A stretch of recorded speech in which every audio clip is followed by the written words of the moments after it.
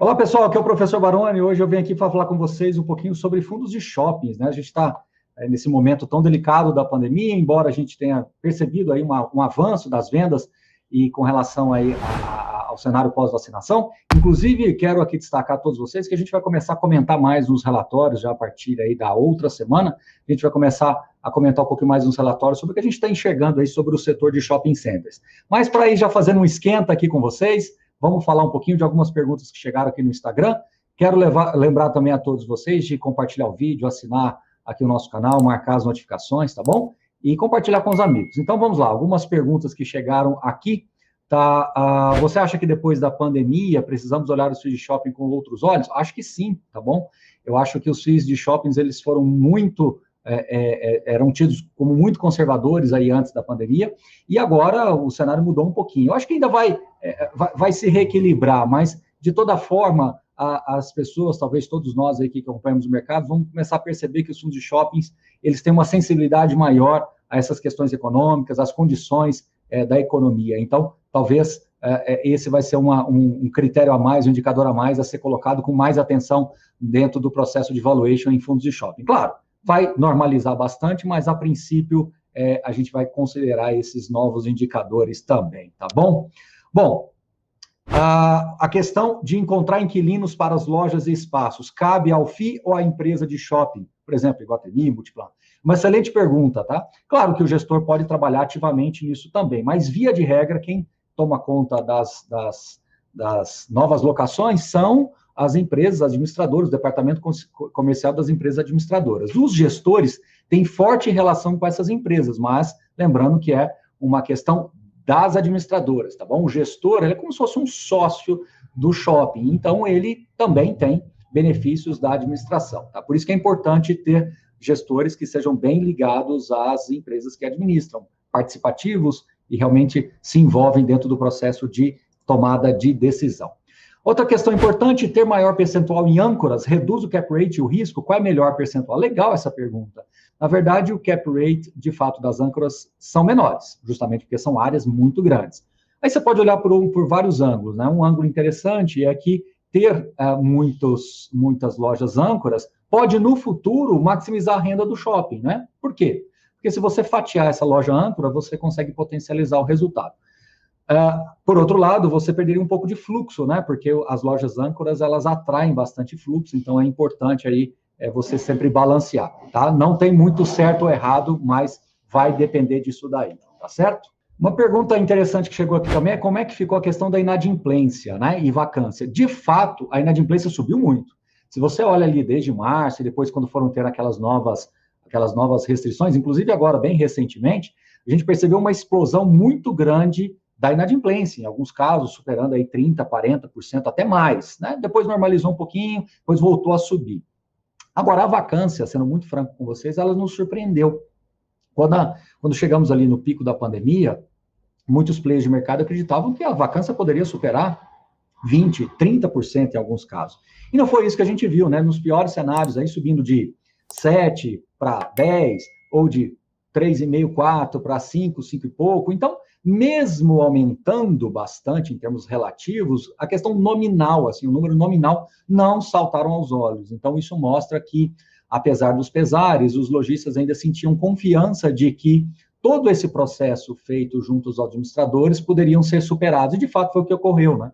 Acho que os gestores, os administradores de shoppings, eles se colocaram no lugar do lojista e conseguiram, então, reequilibrar melhor aí os números, dando descontos, diferimentos. Então, foi aí um processo bastante interessante que a gente viu e único dentro do nosso mercado, tá certo? Seguindo em frente aqui, né? RBGS poderia fazer uma fusão? Olha, eu vou falar de maneira geral. O RBGS é o fundo Sulacap, né, o Shopping Sulacap no Rio de Janeiro, um fundo bem pequeno, e eu vou falar até de uma outra forma. Eu acho que esses fundos mono-shoppings, eles poderiam sim passar por um processo de fusão. Não me parece... De todos os setores, eu acho que esse é o mais fácil de você fazer alguma fusão, né?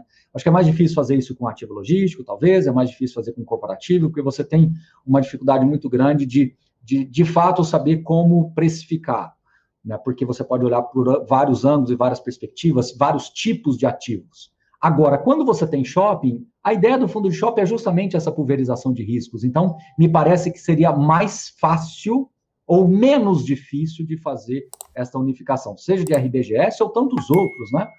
Parque Dom Pedro, ABC Plaza, que apesar dos pesares é um fundo monoativo, né? Está com seus problemas também, mas Shopping Jardim Sul, o próprio FIGS, né? Que é o fundo de renda aí recentemente, de shopping de renda recentemente incorporado aí pela Red, né? Investments. Então, assim, veja, há várias, o Shopping Via Parque também, da Rio Bravo. Então, há vários fundos de shoppings hoje que, se nós pensássemos que eles talvez iriam para os portfólios dos respectivos fundos hoje multiativos, me parece que seria um caminho interessante a ser seguido, tá bom? Fica essa reflexão, tá bom? Não é nada que, de fato, irá ocorrer, mas é possível, né?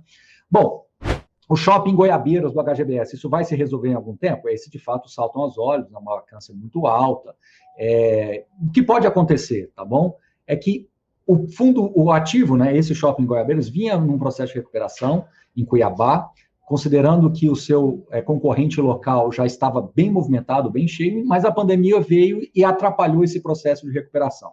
O que pode ocorrer é que essa recuperação demore bem mais do que se esperava, mas é algo que a gente tem que acompanhar. Fica muito bem localizado, numa região muito rica ali de Cuiabá, bem adensada, mas tem um concorrente da BR Malls aí que realmente puxou todo o fluxo para lá. Então, temos que ter um pouco mais de paciência.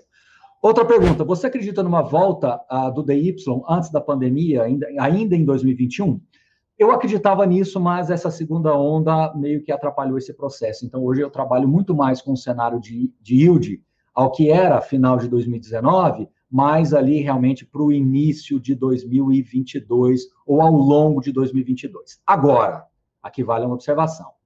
Num cenário relativamente, moderadamente otimista, se nós tivermos uma vacinação mais acelerada, mas, além disso, se de fato nós consigamos enxergar um resultado, né, na questão da quantidade de mortes, na quantidade de pessoas contaminadas, diminuindo, principalmente ali após agosto, setembro, o que eu estou bastante otimista com isso, possivelmente podemos ter uma recuperação muito forte, ali depois do Dia das Crianças, Black Friday e Natal. E aí, quem sabe, finalizaremos o ano de 2021 com um yield já consolidado para que possamos começar 2022 com bem mais otimismo. Tomara que isso aconteça, é uma possibilidade, tá bom? Mas por prudência, vamos olhar mais para 2022, tá certo? Os FIIs de shoppings já estão na maior baixa, de agora em diante é só valorizar?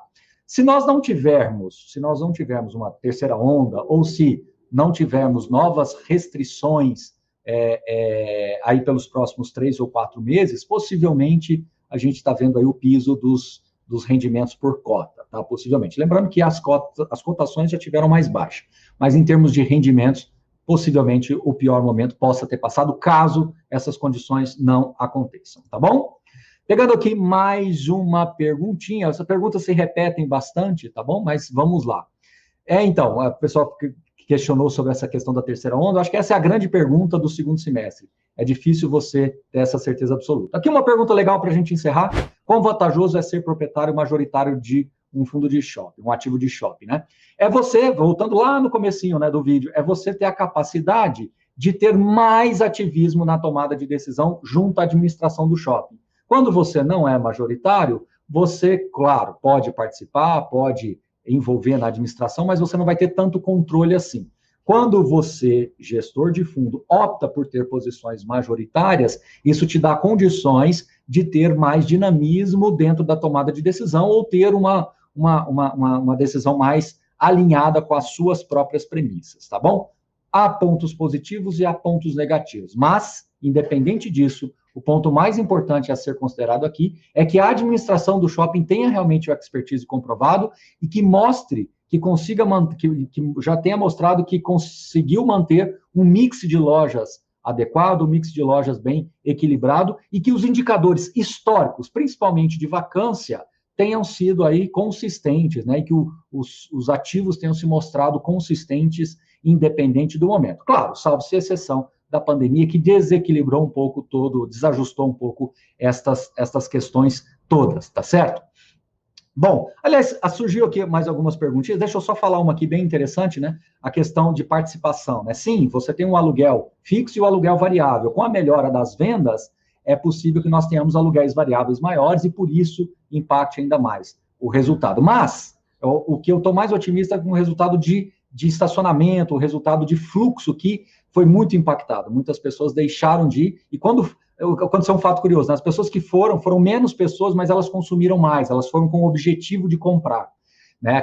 Aquele fluxo natural que impacta mais o estacionamento, mesmo tendo menos vendas, esse desapareceu, esse reduziu bastante. Possivelmente no segundo semestre, onde a gente vai conseguir capturar isso de uma maneira melhor, tá certo? Bom, espero ter respondido as principais perguntas aqui. Conto com vocês. Lembro mais uma vez, tá? A gente vai começar a falar um pouquinho mais agora na revisão da carteira com relação aos fundos de shoppings, então vale acompanhar lá na área de membros. E mais uma vez, compartilhe com os amigos, curta o vídeo e deixe aqui o sininho marcado. Até o próximo vídeo. Valeu, pessoal. Um abraço.